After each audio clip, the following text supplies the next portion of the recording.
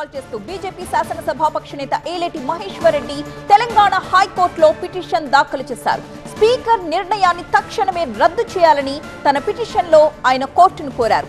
గత లోక్సభ ఎన్నికల్లో దానం నాగేందర్ కాంగ్రెస్ పార్టీ తరపున సికింద్రాబాద్ ఎంపీ అభ్యర్థిగా నామినేషన్ దాఖలు చేసిన విషయాన్ని ఏలేటి తన పిటిషన్లో ప్రధానంగా ప్రస్తావించారు. ఒక పార్టీ గుర్తుపై ఎమ్మెల్యేగా గెలిచి మరొక పార్టీ తరపున ఎంపీగా పోటీ చేయడం పక్కాగా ఫిరాయింపు కిందకే వస్తుందని ఆయన పిటిషన్లో పేర్కొన్నారు. నామినేషన్ పత్రాలనే ఆధారంగా తీసుకుని దానం నాగేందర్పై తక్షణమే అనర్హత వేటు వేయాలని కోరారు ఏలేటి.